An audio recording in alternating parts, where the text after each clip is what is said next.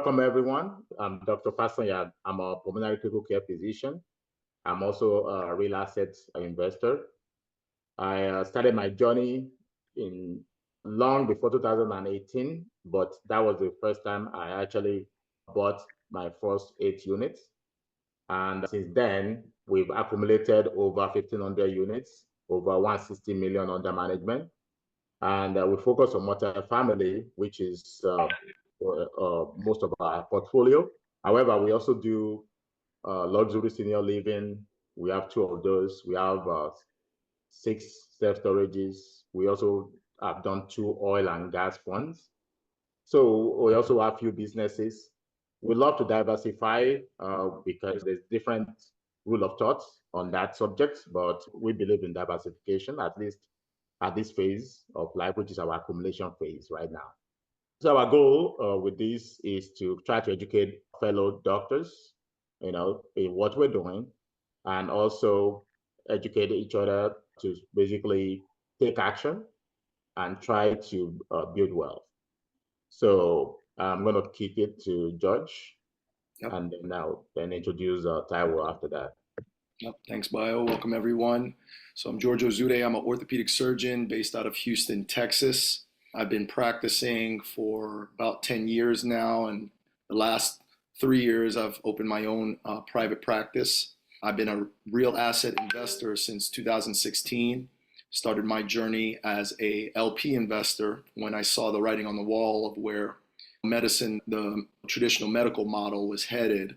I really became impassioned about financial freedom and having my autonomy as a physician. And I saw passive investments and cash flow as a route to that. So really became impassioned about investing in real assets. Started first in medical office building into a surgery center, and then graduated into some multifamily and startup venture capital, syndications, both value add, which are acquisitions, as well as development deals.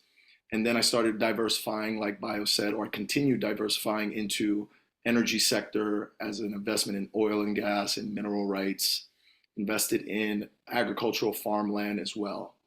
And this time I call my business a real asset investment as well. It's been something that I've really been trying to grow for the last 3 years. I saw the benefits of being a passive investor, and I wanted to share that with other physicians because I know they were going through the same realizations I was going through. So I started a syndication company 3 years ago as well, where we educate other physicians for financial freedom and career autonomy. Since then, I've gone on to invest as a general partner, a GP, in 4 deals, totaling about 800 doors and about $75 million worth of assets under management. So I'm real passionate about educating, and I think this topic tonight is going to be a really good education point. We're going to be talking about the process of investing in syndication type deals, specifically the 506B and the 506C process. And we're actually very excited to bring Taiwo back onto the platform and webinar to talk about this topic. She has a great wealth of expertise. I'm going to let Bio introduce her, but I just want to say Taiwo's our first repeat guest. We've been doing this for 2 years, and she's our first repeat guest. We brought her on a year ago, and we're excited to bring her back. So I'll let Bio introduce her again.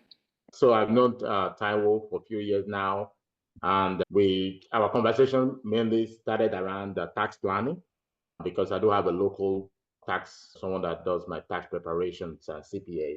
And I have CPAs, multiple CPAs, as you can imagine, as a multi-family syndicator, multiple deals, over 20 different deals. But what caught my attention was really the tax planning strategy. You do get all those people that say, oh, we charge you $60,000, and if we can save you $100,000. And she charges a fraction of that, $60,000, to get similar results. So that's one thing. She's very versatile also. I also wanted someone that understands different asset classes. I want someone that also understands real estate, oil and gas, different asset classes, not just because just based on your knowledge is how you're going to advise other people. If you don't know enough about agriculture, you're not going to offer your clients. So that's one thing. So a little bit about Taiwo. She earned a BSc in accounting from Oxford Brooks University in UK, and she graduated from Indiana University, Purdue University, Indiana, in 2012 with a master's in economics. And she had over 10 years of combined experience in accounting, finance, and taxes, including experience at a Fortune 200 company. Her practice at a public accounting firm gave her the privilege of serving small businesses and individuals. As an accountant, she prepares individual taxes, business taxes, financial statements, payroll, and our passion really is helping grow people's businesses and financial health. I think she's leaning into, I'll let her talk more, but leaning into the physician space because she joined our investment group and she's been answering our questions. I feel like she should be charging us, but she does for free in the groups. So that's one thing I appreciate. So I'm going to just go ahead and let you introduce yourself and say whatever we're missing. And also, you can just go straight to the presentation right after. Can you hear me? Okay. Good evening, everyone. My name is Taiwo Agbaje. I am joining you right here from Austin, Texas. And like Dr. Bayo and Dr. Ozoude introduced me, I am a CPA and I work specifically with physicians and real estate investors and a lot of other high net worth individuals. I basically do tax planning, advisory, as well as CFO level services for small businesses and mid-sized businesses as well. And I'm not going to spend so much time introducing myself. I think they've done a good job. In the interest of time, I'm going to share my screen and let me know if you can see my screen. Okay. Okay. Sorry about that. Today, we're going to be talking about Regulation D 506B and 506C for securities and fundraising for investors, limited partners, multifamily passive investors as well. And in the interest of time, I have a short presentation here. I'm hoping that we're going to have a lot more hours or minutes towards the end to ask questions. But for anyone that is new to these terms, Regulation D is the regulation that kind of administers and oversees the securities of raising private placement for investors. And so typically all securities are required to be registered with the SEC or the state. Now, what happens is that with the Regulation D, there are certain rules that are given or granted exemptions for private placements and raising funds and offerings for investors. And so those exemptions come under the Regulation D and the Regulation D. So we do have two different types. And what they do is typically they grant exemptions so that for those that are trying to raise funds, you don't have to register with the SEC. A typical fundraising, a typical securities is required to be registered with the SEC, but this regulation now grants exemptions for individuals and groups of people to go ahead to raise funds without having to go through all of the numerous steps and compliance that has to do with the SEC. But there are two different types of exemptions in this regard. We do have the Regulation D 506B and the 506C. The next slide is going to talk about the 506C offerings. A lot of you may have heard of this, shouldn't be new to, I know a lot of you have either general partners or limited partners. So at one point in time, you may have raised funds or you may have invested passively in multifamily syndication deals. But the 506B basically are the offerings that allows a general partner to raise funds from 35 non-accredited, or we call them sophisticated investors, and with unlimited accredited investors. So the benefit of this 506B is that the general partners or the sponsors, they are able to raise funds from non-accredited investors, and they have a maximum of 35. They can raise funds from 35 individuals that are not accredited. And it also comes with unlimited accredited investors, so they can raise as much as they can from different accredited investors. Another important requirement for the 506B is that you are not allowed, the general partners are not allowed to do a general solicitation from the public. So they cannot do any advertisement, they cannot do any broadcast or even post on social media about these deals, about these offerings. These are offerings that are usually done within very tight, close-knit individuals. And so they are not allowed to advertise it to the public. Another very important requirement is that typically, because it has the non-accredited investors, it allows non-accredited investors. This is usually based upon pre-existing relationship. So when you think about the risks that comes with offerings, with getting funds from people or obtaining funds from people, from investors, there's a lot of risk involved, right? And so if there's a bypass of the accreditation process, there has to be another way by which the investors, by which the general partners are able to really reduce their own risk. And so that is why for 506B, it's really based on relationship. You need to have an existing relationship with the general partners or with the investors. So as a general partner or a sponsor, you need to have existing relationship with the investors that you're trying to bring on that are not accredited investors. And when you think about, again, the risk that is involved in that, you want to make sure that you're not just bringing on anyone. You want sophisticated investors, those that understand the risk of investing, that have a good knowledge of finances, that have a good knowledge of the risk and the macroeconomics and the economy. They are able to really also make judgments and make good investment decisions. So that's why it is really based on that relationship. Another good thing with the 506B is that it allows for self-accreditation. So even though it does allow for accredited investors are able to self-accreditate themselves, in that the general partner or the sponsor they don't have to really verify anything. So they could approach investors. As long as those investors can self-accreditate themselves, they can qualify to invest in those deals. So essentially, and this is more, the 506B is more common, is the one that is a lot less easier for most fundraisers, for most general partners and sponsors. So that's why it's common. But when we look at moving away from the 506B into the 506C, which also is the second one, the 506C has a major limitation, which is that it's only for accredited investors.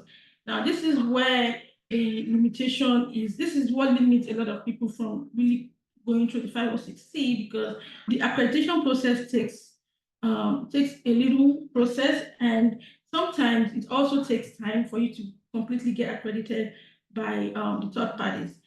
In addition to that, it is also the responsibility of the general partners to ensure that they have a streamlined process to ensure that all of the investors are accredited.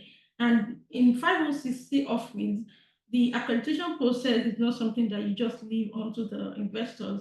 The general partners will have to also verify your accreditation. So if you're bringing it from a CPA or wherever you're bringing your accreditation certificate from, it is also the responsibility of the GP to verify that your certificate is genuine, it's accurate, and it's correct, right?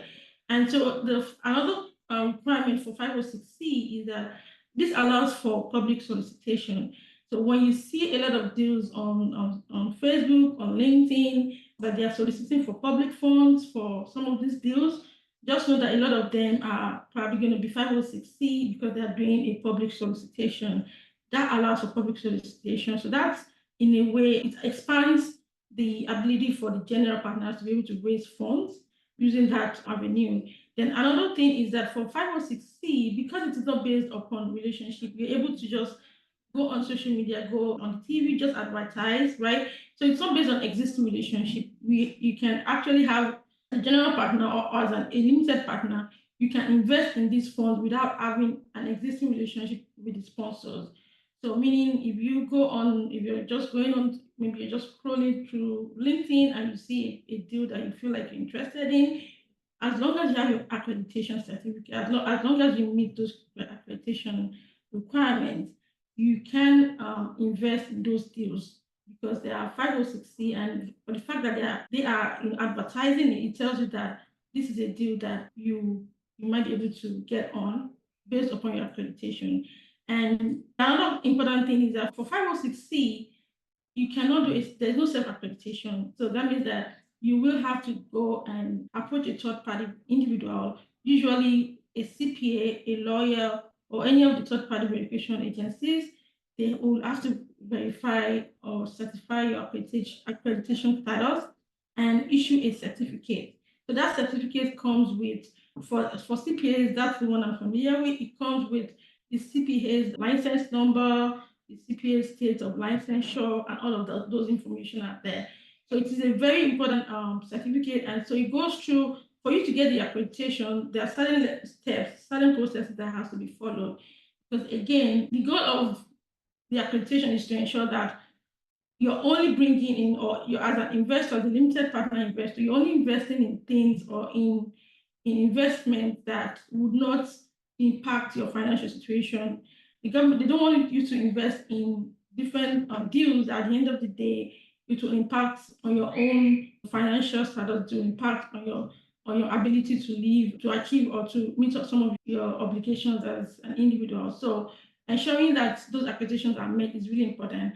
Then on the general partner side, they also have to verify that. So they have to verify that the accreditation certificate that they are receiving from their investors is genuine, it qualifies for the requirement, and that they're able to use it to bring on, to allow the investor, the limited partner, to invest in that deal.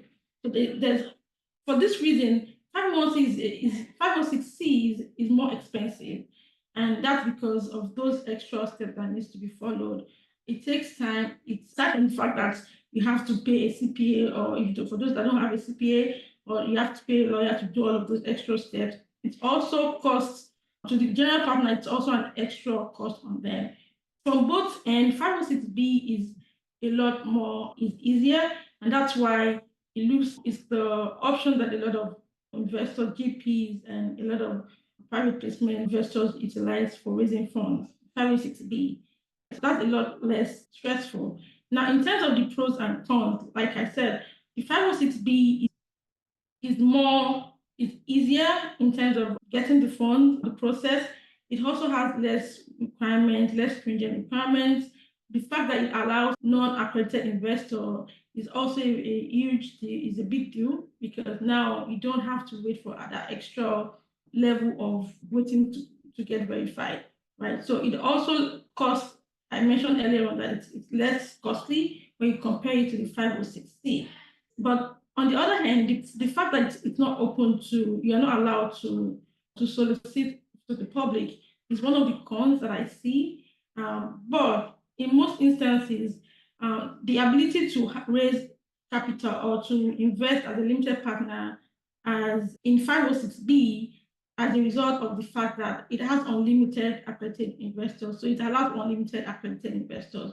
So that kind of covers for the shortfall on not being able to solicit in the public for funds for those offerings. So moving on from that, I want to touch on the verification, the accreditation process, because for a lot of limited investors, partner investors, that is where I see that they struggle a little bit, and they are not able to take advantage of some deals as they come.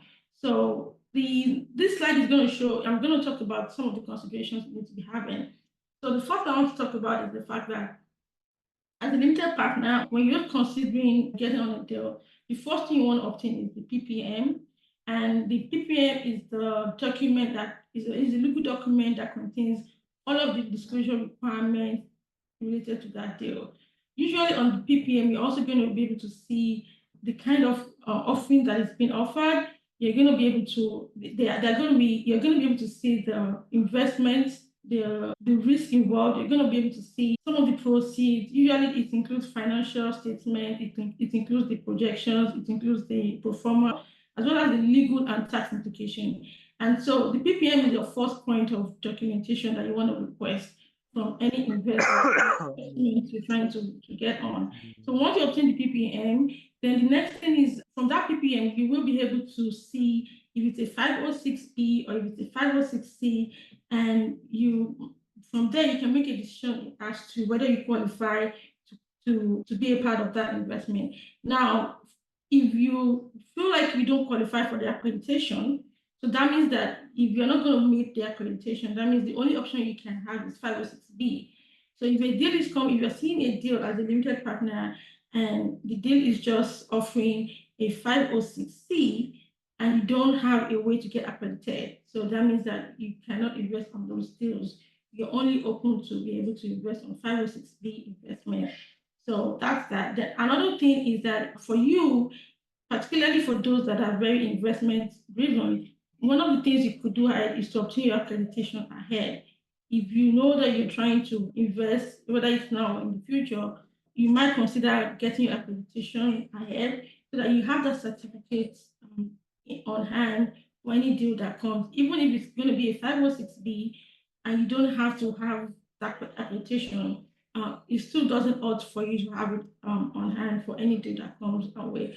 And then the last one is your due diligence. Regardless of whether it's 506B or 506C, it really doesn't give you, you still have to do your due diligence on all of the deals. You still have to take an extra step to, from an investment standpoint, do your due diligence on the sponsor, their experiences, how many years of experience have they had, the location of the deals, and just do your own numbers, run your own numbers to make sure that the investment also makes sense, that you're looking at the net operating income, you're looking at the cap rate, you're looking at all of those numbers to make sure that you're investing in a deal that has a higher probability of being successful. Then the accreditation process for those that need to be accredited. So the two most important criteria is the annual income and the net worth method. Now, the annual income is the easiest one. And quite frankly, that doesn't take, I would say, within less than a week, as long as you're able to get your documentation to your CPA, if you're using a CPA or whatever agency that you're using, you should be able to get your accreditation done in less than a week. And that requires you to have an annual income of $200,000 for the last 2 years, in addition to expectation that the current year is going to have, you're also going to make the same income. So that means that for 2024, if you want to get accredited for 2024, you will have to show as a single taxpayer individual, you will have to show that you've made more than $200,000 in 2023, in 2022, and also with the expectation that your 2024 income is going to be $200, $200K or more. Now, for my individuals, that's the same criteria, but now the threshold is now $300,000 for the past 2 years, and the expectation that you're going to make the same amount in the current year. Now, for those of you that may not meet this criteria, if you feel like you're not going to meet that threshold, the other alternative is the net worth. So a lot of people that are based on interaction with people, with even some of our clients, is that once they don't get that annual income verification or they don't meet that threshold, they give up on getting accredited. And so the other alternative is that if you have assets, whether it is different investment, it could be investment in other syndication deals, it could be your real estate, your other real estate portfolios, it could be investment in your retirement savings, everything that you have. If you have a net worth of $1 million or more, individually or jointly with you and your spouse, you can also qualify for accreditation. Now, for the net worth, you have to calculate the net worth calculation is the total assets that you own minus the total liability. And this does not include residential properties. So in your calculation for the net worth, you will have to exclude residential property that you live in. You will also have to exclude the loan or the mortgage on your residential property as well, because of course you're excluding the asset value, so you also have to exclude the mortgage or the loan from the calculation. For us, one of the things that we do is that Taiwo, real quick, I just wanted to clarify. When you say residential properties, do you mean only your primary residence, or are you talking about if you primarily own like rental residential property? Okay, so this is your primary residence. Maybe I didn't write that down well. This is your primary residence, not your rental investment. Bio owns a lot of personal residential rentals, and he wants that. Okay, so this is the property that you live in, the personal property that you're living in. That's the only one I've excluded. But if you have other single family investments, whether it's multi-family, whether it's single family, whatever other investments that you have, it's included in your total assets and total liability calculation. Okay, cool. So, but one of the first starting point that I can encourage you guys to do is, you should all have a personal financial statement. I don't know if a lot of people do this, but I've also realized that a lot of people don't have it. So the first step is having a personal financial statement. This is very close to it's more like your net worth, but the only difference there is that it doesn't include, this includes your personal residential home that you live in. The personal financial statement is similar to the net worth, except that this includes your residential home that you're living in. Now, if you have this information, one of the reasons why I always advocate having this is because usually it's easy, it's always one of the first documents required by the bank if they want to loan you. You want to get a loan from the bank. It's always usually a requirement. And then when you're trying to get your accreditation, that if you have that document already, you could easily just send it to your CPA to do the calculation for you. Now, if you're trying to do the net worth calculation, that takes a longer time. Think about the fact that now the CPA has to go into getting all of the documentations for your asset, whether you have rental properties, whether you have boards, whatever assets that you have, they need to do an extra work determining the market value for those properties in order to determine the actual value that goes into the asset calculation. And so that takes a longer time. And the faster or easier you're able to get the documents across to the CPA, whoever is doing the calculation, the better and the faster you're able to get the accreditation. So one of the things that I've also seen is that for those that have syndication deals, that is also part of the things that goes into your net worth because it's an investment. So your investment in your other deals, your investment in the stock market, your mutual funds, all of those things go into the net worth calculation. And the reason why this takes longer is because you have to obtain third-party statements from all of these different sources, different investments that you have in order to determine your net worth. So it's not the easiest one. The easiest one is obviously the annual income, but if you don't have the annual income, then the net worth is worth considering. So then this is just a list of the things that is required. For the income verification, if you're a W-2 employee, that's the only source of income that you have. That is sufficient for your CPA to verify your accreditation, right? If you have a business, obviously there will be other sources of income aside from W-2. For businesses, the best way to verify a business income is on the tax return, right? So if you have a business, you will have to, or maybe you have a business in addition to other sources of income, the best document to present is the tax return, your 1040 return. Then you can also present pay stubs, but for us, typically when we do accreditation or when we do accreditation for some of our clients, because we file their taxes, we already know a lot of things going on with them. So it's just an easy thing for us. We actually don't request for any more documentations from them because we pretty much have access to everything that we need. Now, when it comes to the net worth verification, that is, like I said earlier on, it's a lot more involved, a lot more work is required.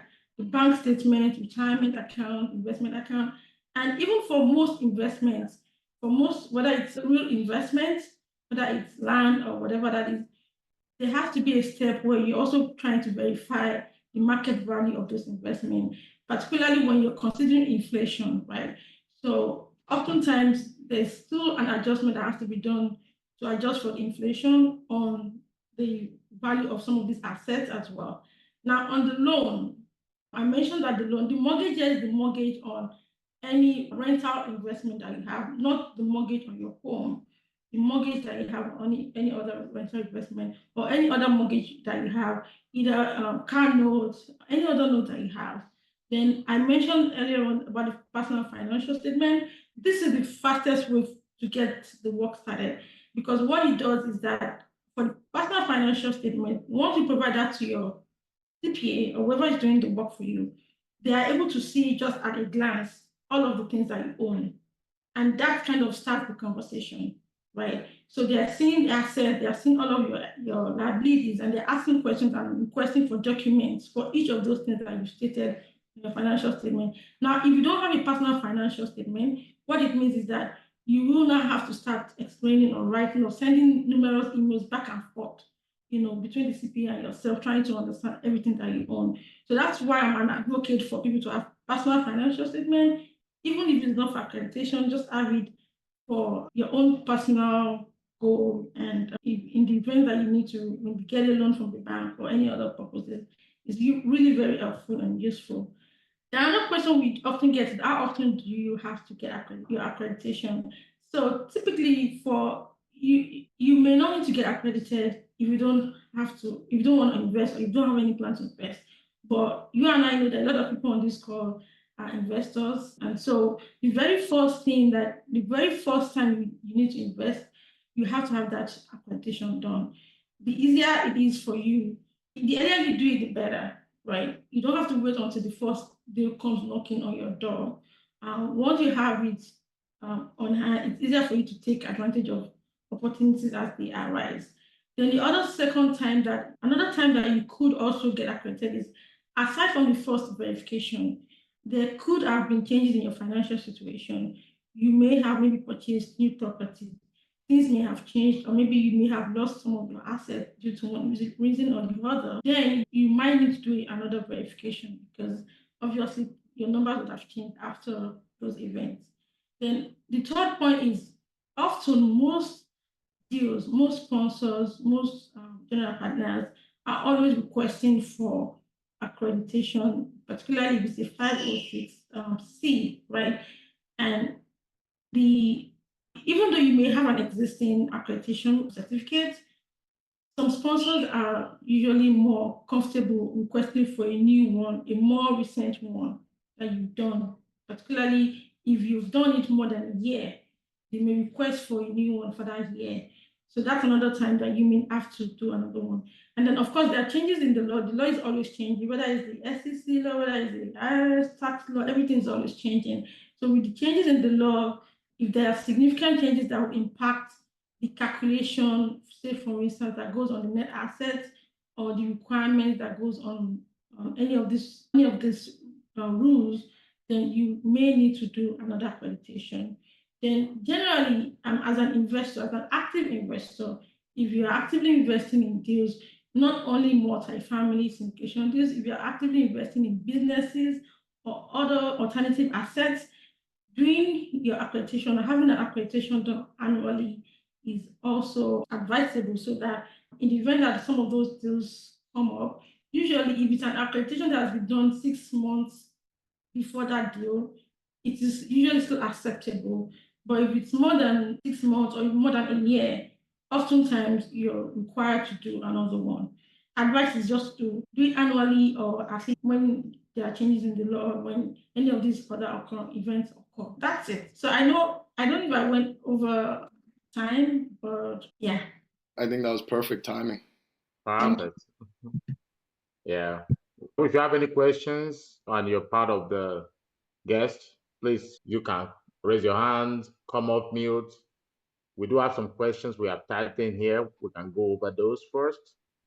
And then we also have a few questions, because I know we've talked about this, but just wanted to let other people know, because my situation is unique, right? It's like I'm one of those people, it will look like I have a lot of money, but when I actually do my analysis, it'll be like I have no money, so I'm going to try to ask those questions later. So one of the first one, let me see. What counts as pre-existing relationship? Because that's always what used to scare me. We used to do 506B, and now I just do 506C. I still do joint venture. I try to do joint venture more for smaller deals now. I'm like, okay, fine. I need $1 million, 10 people, or even less than that, 4 people. Let's do it as joint venture. Don't involve the no regulation, nothing. There's different ways. I've heard from my mentor that you need to have that one-on-one conversation, and we believe that's good enough. But for me, I feel like that's short. And some people believe, people that on my group text, right? I have a WhatsApp group. If they've been on my WhatsApp group for 1 year, is that what is it? Can you give me the minimum that you think, you feel like you need to have minimum? If I talked to you yesterday, is that pre-existing relationship? Like, if you look, the most important thing from the non-accredited investor is the fact that aside from the fact that they are also not accredited, they have to be sophisticated in a way. You don't want to, the goal is to ensure that you are someone that is investing with you know enough about the type of investment they are going into, and then they also know the risk that is involved. And the only way you can really guarantee that is on your own part as a general partner is to know a little bit more about that individual. So if someone comes to you, say you've met them just yesterday, obviously you really cannot gauge or determine based on just one conversation to determine, oh, this person is financially savvy or this person knows a lot about investment to be able to go into this deal. So to be a risk on your own part as an individual or as a general partner to bring on someone like that to invest with you, knowing that you don't know enough about them. So the essence of the relationship is to ensure that the people that are bringing their funds to you, or as a limited partner, the person that is investing knows that, okay, or as a general partner, sorry, the person that is investing with you, you want to ensure that they understand the risk. And that's where the sophistication comes into play. They understand the risk. Say, for instance, in multifamily, they have to know some things about multifamily syndication deals. They have to know the risk involved. They have to know at least that, okay, these are the expectation. This is the timeline by which I'm going to recoup my investment back. So they have to know all of those information. And so I believe that for me, knowing someone for a day or a couple of weeks is not enough to really make that determination as a general partner. So based on my understanding, they have to be people like, say, for instance, you and George, right? You guys can, or maybe close-knit individuals where, like I said, you don't have to, you build that relationship over time. I guess that's the point. And so it's just a way of reducing risk on your own part as well. It's just a way to minimize the risk. Because I've seen situations where people they will invest in deals without knowing that maybe they just saw it somewhere, they invested $50,000 and the deal isn't doing well. And at the end of the day, they go back to the general partner, being upset and trying to recoup their money back. I've actually had a situation where someone was asking for her money back and she wants to collect her money back, something like that. But that's because people like that don't understand how some of these things work. So if they have a good knowledge and understanding of the deals that they're going into, they're going to know, okay, some of these deals takes 5 years for you to exit. They're going to know, okay, these are the things that I need to be looking out for. They're going to understand the risk, and it puts less pressure on the general partner himself, right? Because now you don't have to deal with all of those frustrations coming from your investors. Yeah, I think this is one of the kind of gray areas that's not like a hard and fast like criteria for it. Mhm. I think Bio, you've explained sometimes it's like, can you sit in front of a group of normal people and say this makes sense that if I present you the evidence, I've had this many conversations over a month with Bio, can a group of 12 people just sit there objectively or subjectively and say, okay, he has a good case for having a pre-existing relationship? It's like this subjective gray area from what I understand. It's not like objective. And and that's because there's no way you can measure that. If you met me yesterday and you're trying to tell me to invest in a deal, there's no way you can, if there's any SEC examination or any audit, there's really no way you can document that we only just met yesterday, right? So it's not something that is really in black and white, so to say. So I guess that's the subjectivity that comes with it. Right? Yeah. So, I think it's helpful to have a Zoom or in-person meeting. I think it might be harder to prove an in-person meeting, but you can record a Zoom. A little bit We objective. record all of our one-on-one meetings. Yep. And we also assess them. Some are like, I see somebody is like, I have a net worth $1 million. I've been investing in syndications, or of course that would be accredited. But there are some people that like, we have family business. I don't have money of my own. They understand investment. They understand business, and you get that gauge with them. But you're right. Actually, it was my CPA that said that, and he's just basically said, if you're going to make any deduction on your taxes or any, just know that is it something that reasonable? It's all about reasonability. That if they put 12 people, 100 people, will more people support you more than say no. So basically, that's how you judge it. And I get away with this. I Okay, actually so think go on. that's the answer to the next question too, but I was curious if anyone knows if there's a objective criteria for the sophisticated investor, the non-accredited. Is there a criteria or is that also a subjective thing?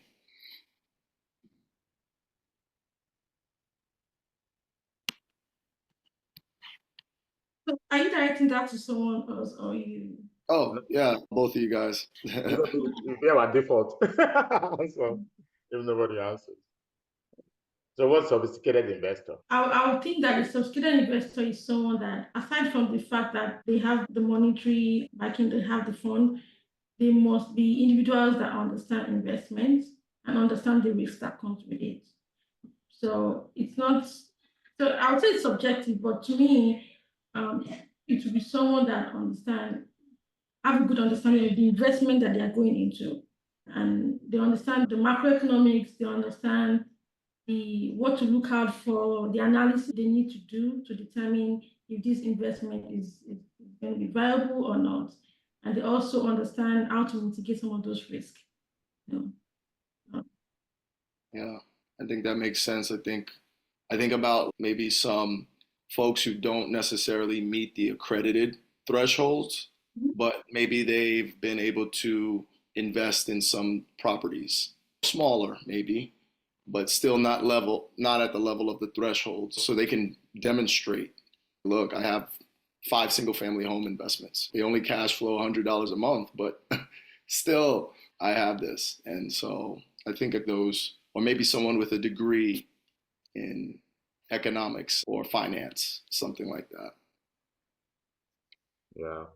I mean, I asked that question, gauge, ask them what I tend to do one-on-one almost with almost everybody. So at least you gauge it, ask them questions, look at their things. It's almost like getting informed consent, you know, from patients. For us, basically, you have to like, this is the procedure. Do you understand the risk of this procedure? Do you understand that you can, 1% can die? you know, basically, you let them understand that, and they understand that, and they sign on the dotted line. But yeah, but just some indicators will not tell you the risk, and some people may not know. Yeah. But typically, they should have, I'm assuming at this point, they've seen the PPM. So Yeah. they've looked at the PPM, they've read it, they understood, looked at it and assessed some of those things they need to before they sign the subscription agreement. I will hope so. we teach people to we teach people to do at least read it. There's a summary statement. There's Yeah. a lot of things that you can do. We even show you can control find different things from the PPM to specific things, your rights. And like any risk, there's a risk of loss. You see how is it minimized. George has someone here about does GP need to be accredited?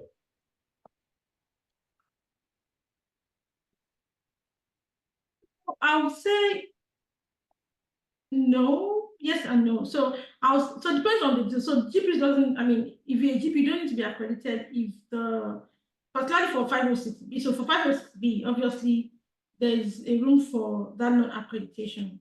So you don't need to be accredited on that side. But for 506C, every investor has to be accredited for 506A to be able to get on that fund.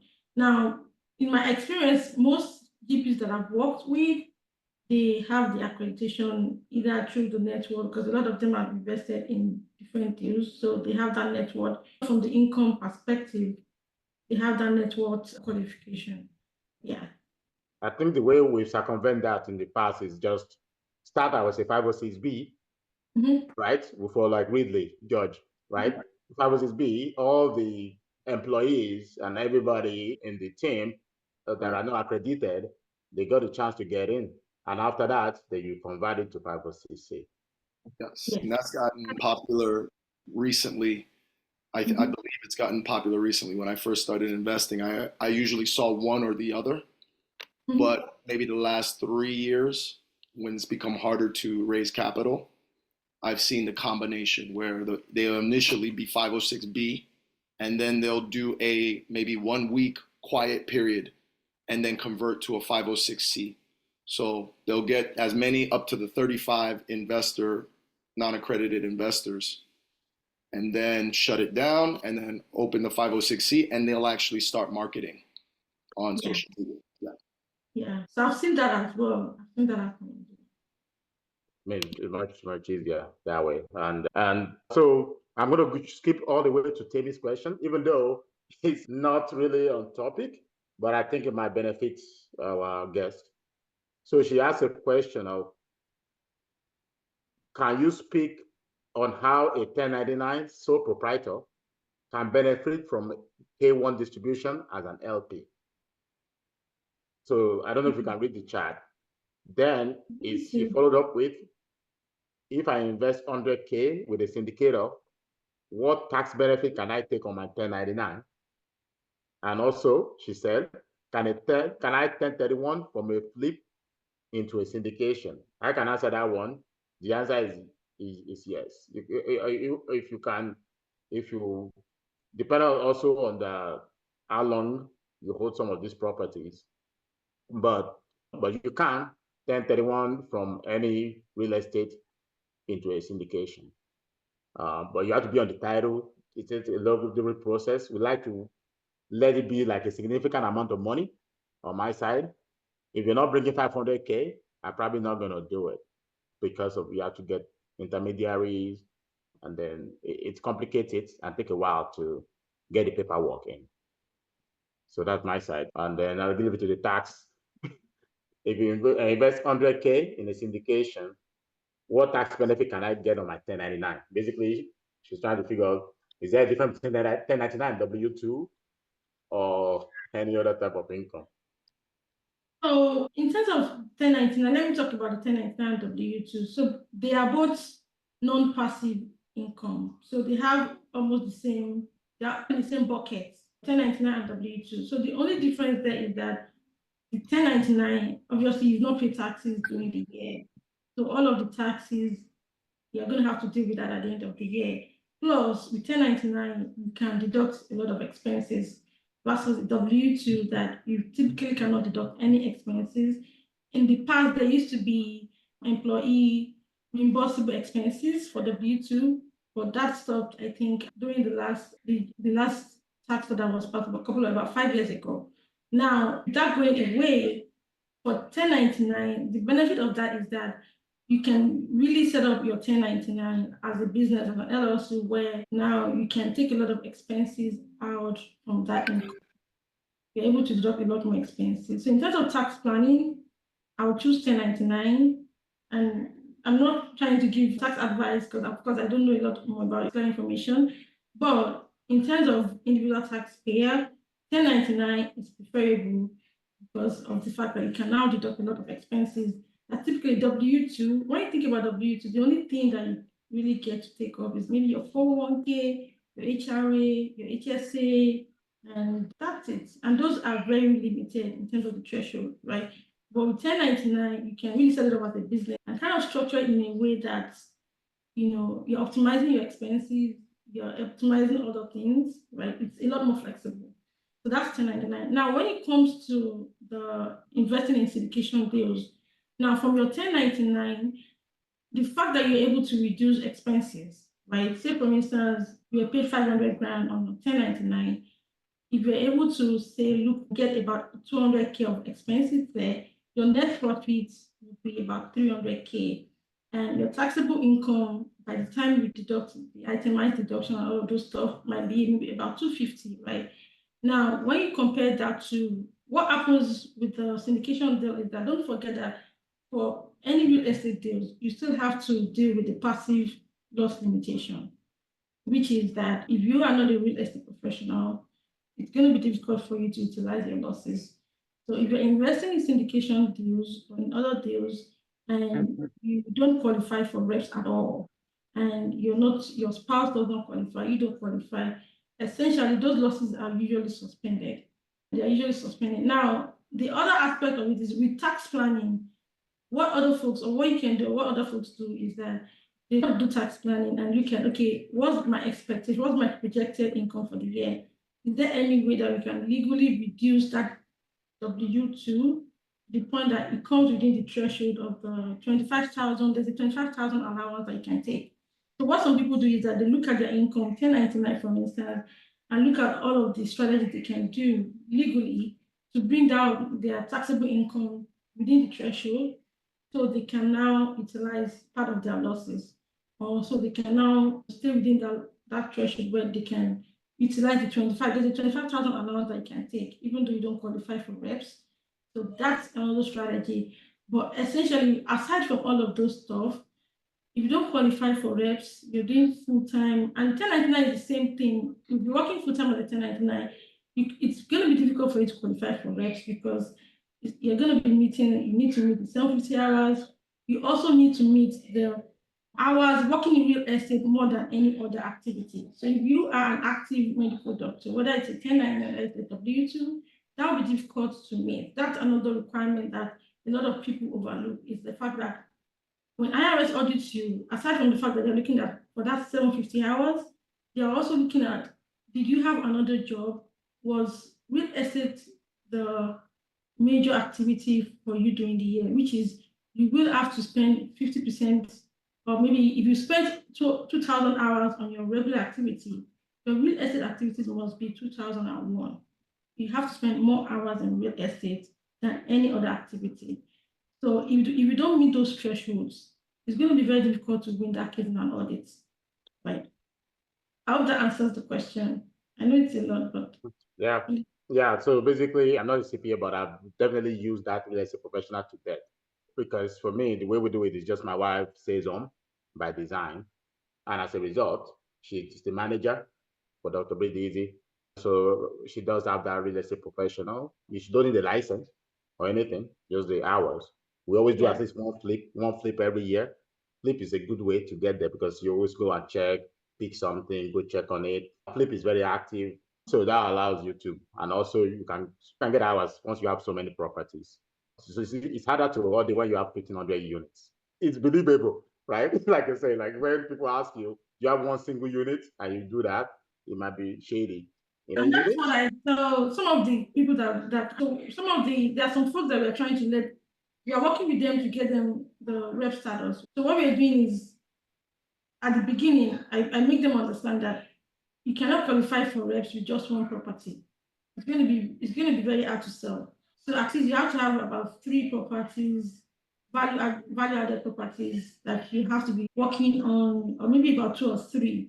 So a lot of them already know, okay, going into, we have to have, some of them even started with 0, and they've acquired maybe 3 or 4. Now, when we are talking about tracking their hours, it's going to be an easy sell to say that, okay, this person qualifies based on the fact that they have 4 properties that they're working on, that they have.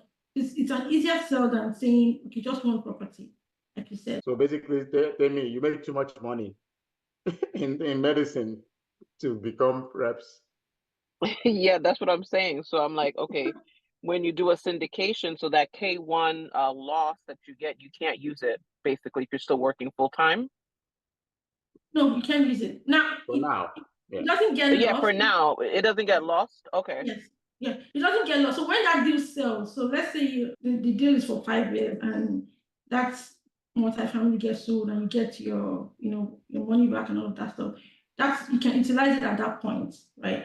It has to be at the point where you dispose of the property for you to utilize those losses.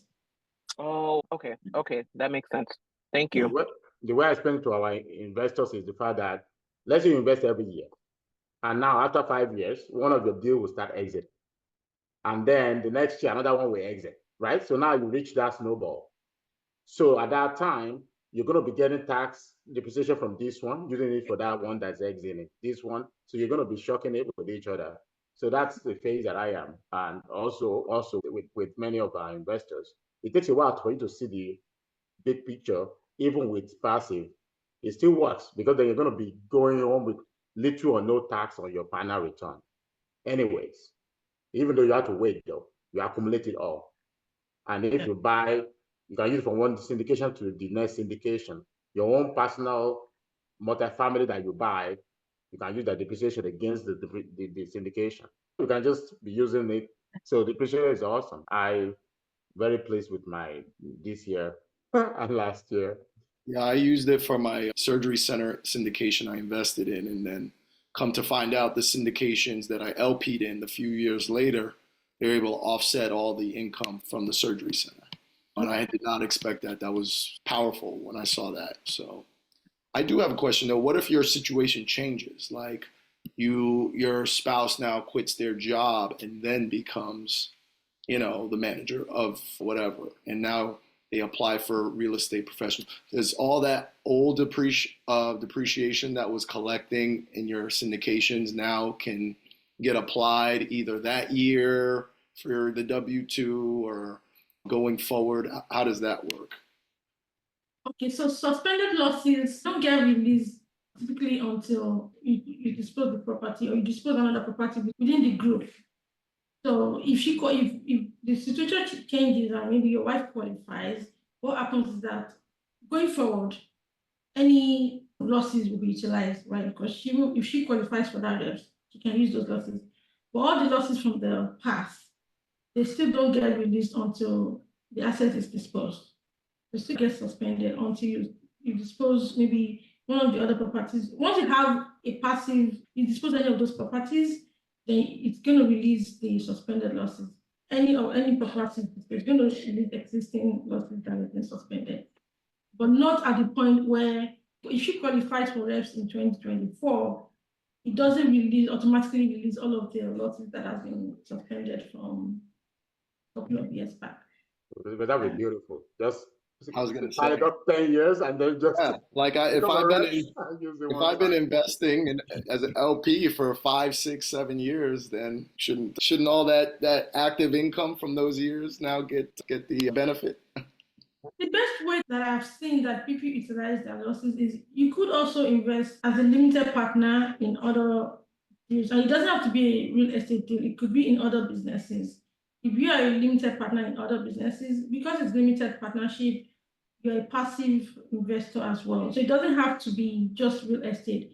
If you have any other sources of passive income, you can utilize your past losses. It's going to drop, right? But it has to be passive against passive. That's for those that don't qualify for real estate professionals. Okay, I know we get out of there. Do you have any particular pressing one, Judge, from all the ones that Yeah, I definitely have the biggest one for me because Taiwo was able to help me get my accreditation, and I didn't go through income based, which is the more common one. And so by far, I would recommend folks can do that one if they can. It's just much easier. But I wanted to just mention the process involved, like the documents needed for the net worth based, especially if you are LP in some of these deals. Taiwo, can you speak to actually how you calculate those complex process, those evaluations, and then what do you need from the investor in order to make the accurate LP share calculation? Yeah, typically for the LP share, so one of the things you need to be looking at is that, like I said, you will have to look at both equity aspect of the investment, and typically most LPs, most syndication deals also have the loan, they have a mortgage or loan element to it. So you want to be considering both equity, your portion, your own share of the equity, as well as the loan aspect. So say for instance, you have a 10% stake in a deal. Obviously, the first thing is to determine the equity value or the value of that property. And your own portion of that is going to be a percentage of that deal, right? Now, you also have to deal with the loan aspect of it. And then typically for you to get the net worth is, like I said, the total asset minus liability. So that's one way to calculate it. You can use that calculation using a percentage ownership on the property value and loan. Now, with most of the syndication deals, the problem we had, and you will typically have, is getting the value for those properties. Right. Not even the loan, because the loan you can usually get on the PPM, on some of the pro forma and some of their report, right? But getting the most difficult aspect of that is getting the right value for the property. But I would even say sometimes it was challenging to get the mortgage balance, right? Because you're not just going off the starting mortgage, you're going off the current balance, like what's remaining on the principal. Is that correct? So you're going from based on what is remaining on the principal. But for most mortgage statement, for any loan, I would assume there's usually a statement that shows, ending statement, maybe year-end statement and things like that. So that's even an easier, I believe that's even a lot more easier than property values because of the changes in inflation, because of the changes that may have occurred on the value of the on appraisal of the property.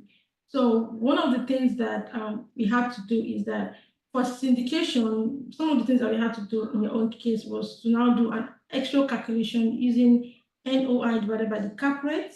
So that's another calculation we had to devise to determine the value for those syndication deals.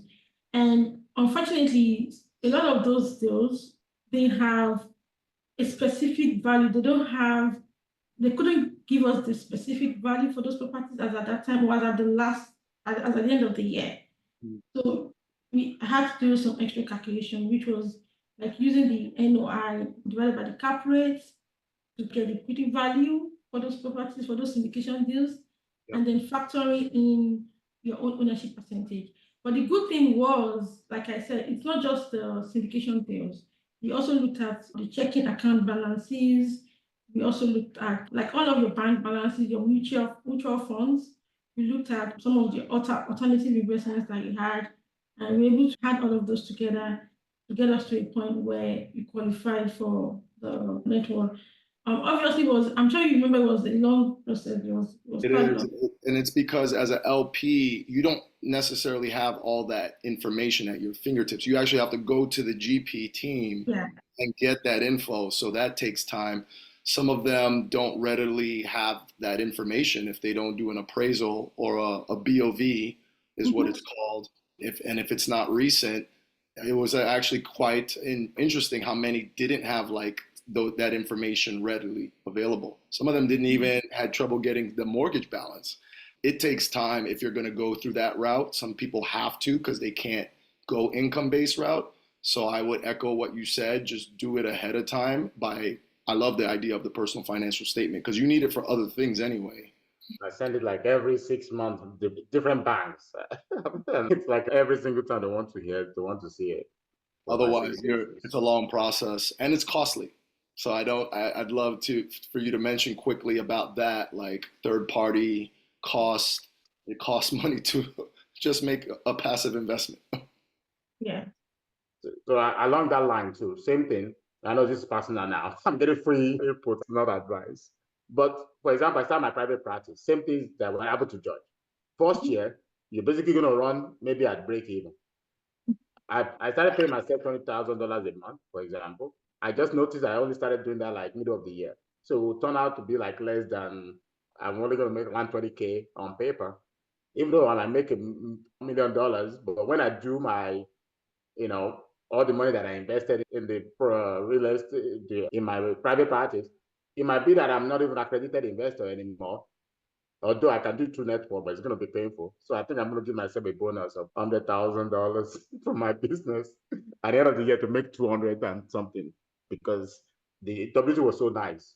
You just send it and you get it like the second day. Yeah, So that's the easiest one. also for the tax, my tax is always negative, right? Because of depreciation. So how do you address that? So my business will never show profit. It will show depreciation will be like $3 million, and then the income will be $2 million. Okay. So if you're not using for the income qualification, if you're not using the first one is the W2. I mean, your W2 is the first one. So like you said, if you give yourself a bonus of maybe 150, that puts you ahead. The tax may not be required, but in the event that you have the tax, you have those losses. Usually, what we look out for on the taxes, for me, I usually look at the AGI, adjusted gross income. Because now when you have a loss, say you made about 500K from your business and you had a loss of say 600K, or maybe a loss of 450, that puts your AGI at about 50K. That means you don't qualify, because what that means is that when you look at what the implication of that means, you only had 50K to live during the year, if you're making sense. So if you're using the tax return, we usually just want to look at, my own criteria is to look at the adjusted gross income. So if you're making losses to the point that your AGI puts you below the threshold, then that may be another issue there. And that's why some of those things requires planning ahead. What about depreciation though? Do you remove the depreciation? But depreciation is really not. So for depreciation, if it's driven by depreciation, that can be backed out. But again, then that means there has to be some kind of work that it's not something that you can just pick from the. It's going to require an extra step, trying to back out the depreciation, trying to look at all of those stuff. But typically for the income verification, the first point of document is usually that W-2, right? But for those that have businesses, then the next one, the usual question is, do you have, if you tell me you have a business, then I'll be requesting for the tax return. And when I request for the tax return, I'm not just looking at the face of the tax return, I'm looking at the Schedule C, your K1 from other businesses, K1 from S Corp, K1 from partnership. I'm looking at everything. At the end of the day, it's the total income that is being considered. It's not just one income, right? Now, if you have depreciation, and depreciation is what throws you out of the eligibility, that might be another thing to consider is too, because depreciation is a non-cash, is a paper loss, right? So we might have to add that back to get it to that point. But again, everything has to be documented. If that's the calculation that was done, it has to be written or documented and noted down that this adjustment was done to get you to because you have to back out depreciation to get you to the. I think I'm going to get bonus. I think So the income is the best, honestly, it's the best. And for those that have businesses, if you feel like the income will not work for you, you can plan it out and, like you said, give yourself a bonus, look for a way to make it. The only downside to that is that you're going to pay taxes on the W part. Taxes on that. Yeah. So you just have to choose your. It's like, is it worth it? The investment better be great. Yeah, exactly. No, I have depreciation for that too. I have to income. So I'm okay with that.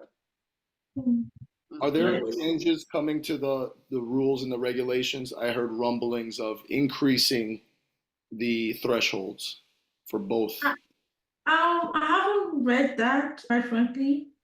So I can't really say much to that. But what I can, so for those that have, say for those that are 1099, if you're 1099 and you're trying to, for that income qualification thing, some of the things that we also do, that the strategy is to, you can be a 1099 and set an entity up as an S Corp and put yourself on payroll, right? So that way you have a W2. You can only put yourself on payroll as a W2 employee, as an S Corp. So if your entity is not S Corp, you typically cannot put yourself on payroll, right? So if you're a 1099 and you're trying to see how you can qualify for the accreditation using income, one of the things you could do is that if your 1099 is above that limit where you're earning, say, 600K, 700K and above, you can set up an S Corp and do a W2 yourself. Obviously, mostly you're an S Corp, you have to be on payroll, right? So you can now do a payroll where you run W2 for yourself for that qualification, basically.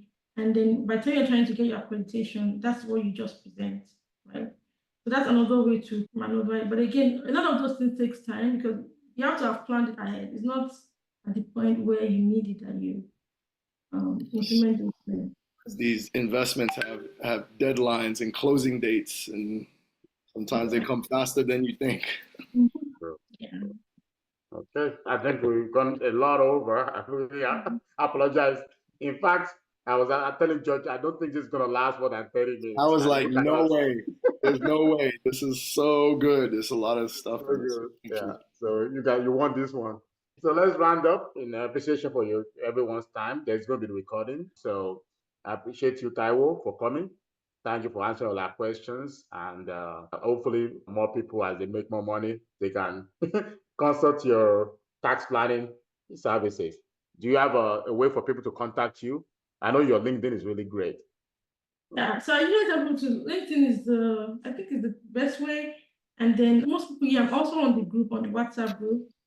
So you can also get me. That's probably the fastest way anyway, because that's my direct line. You can also reach me through that line as well. Okay. I think you're on both George and I, right? Both of Yes, us. yes, Okay. yes, Great. ma'am. Thanks everyone for coming. Anything to add, George? No, thank you, everyone. Thanks, Taiwo. Amazing job. Thank you. Okay. You're Thank welcome. you. Bye. Yes, thank you.